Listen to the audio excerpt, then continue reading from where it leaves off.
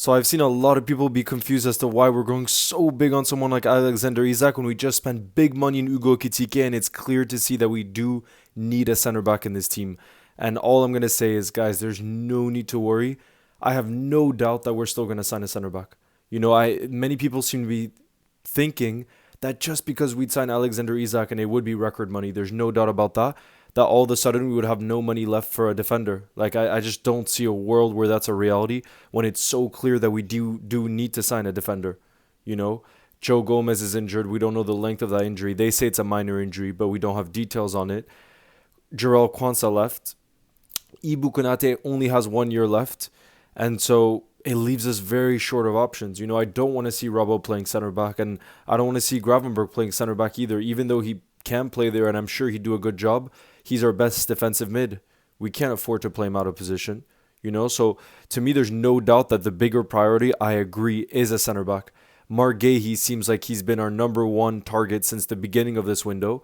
And the reason why that's stalled clearly is because Crystal Palace seem to be asking for a lot. It looks like they're asking for something between 40 to 50 million pounds when he only has 1 year left, which is kind of crazy. It really is too crazy. So I think we've gone to Palace and we've said that's way, way too much. When you've decided to be more realistic and you're willing to discuss between the range of 30 to 35 million pounds, we'll be there and we'll offer the money.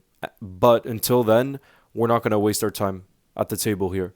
And I think that's what's happened. And I think probably Crystal Palace, even though reliable reports are saying they are willing to sell this summer, I think probably they're hoping that there's other suitors like a Spurs maybe that'll come in and be willing to pay that fee. I don't think it'll happen, but that's why that Mark Gahey deal I think could happen later on in the window when Palace realize they don't want to lose him on a free next summer. And so they are willing to sell him for less than they initially hoped to. So that's on Mark Gahey. Otherwise, I've seen that we really want to sign a young center back. A name that I've heard mentioned quite a lot is Giovanni Leoni, 18-year-old from Parma, center back, bags of talent. And apparently we're looking for the type of profile that could, a young defender with tons of potential that could eventually replace Virgil down the line, alongside someone who's more experienced like an Ibu Konate or a Mark Gahey. So it seems like that's what we might dip into the market, but Mark Gahey is definitely looking like a market opportunity as well. But yeah, let me know, guys. For a center back, who would you want us to go for in the market? I've heard Inacio being mentioned a lot too, the Sporting defender, but I understand the frustrations. I just want to tell you guys, or those of you that are worried, that I have no doubt that we're still going to sign a center back.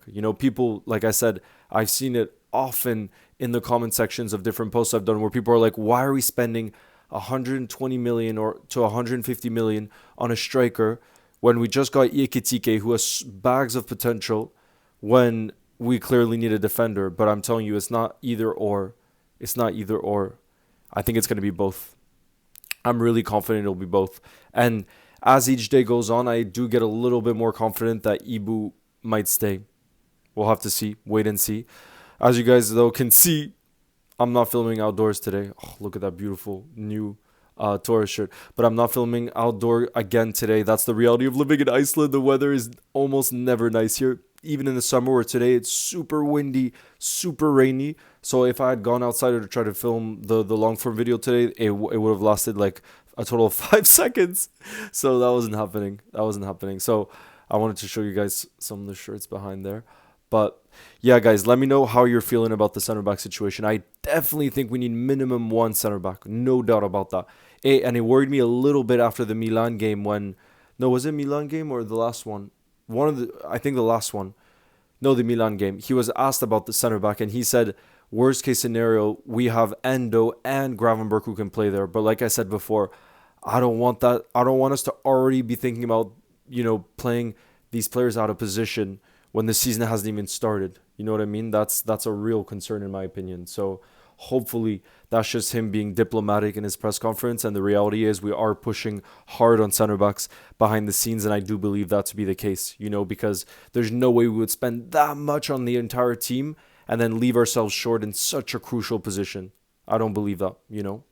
And yeah, it's one that I have total confidence on, and that's why for me, I say go all in onto the Alexander Isak situation because he's that good. We're getting a striker of his caliber is gonna elevate us to another level, and even for Ugo Kitike, imagine he's still gonna get lots of playing time because we're gonna have many weeks where we play 2 games in the same week. Imagine him getting to learn off of Alexander Isak week in, week out, and every single day in training. And the fact that he came in a similar situation, I would say, to Ugo Ekitike, where he wasn't an elite striker, but he had bags of potential and he showed it at his previous club. And I think Alexander Isak can help mentor him as well, even though he's only a few years older. He's made that shift from a different league, similar profile, and he can say, listen, these are the steps I made day in, day out in training to ensure that I was able to develop into an elite player. I think that's also part of the thinking, because imagine we can develop Ugo Ekitike as an elite player too. That would just be dreamland for us in the future in the attack. Absolute dreamland. But yeah, anyways, you guys, that's just a touch. I just wanted to touch on the center back situation because I've seen a lot of people be worried, and I think we can stay calm. I feel like this could be one of them signings where it kind of comes out of the blue and it's like Liverpool are in advanced talks with this player and it's almost done. I could see that being the case because everything's been quiet on the center back situation, and obviously so much talk on Isak because he's such a big name player that's going to get clicks in the media and everything, so it makes sense. But anyways, you guys, let me know who you would sign at center back. I still would really like Marguehi. For me, he's number one because he's still young, England international.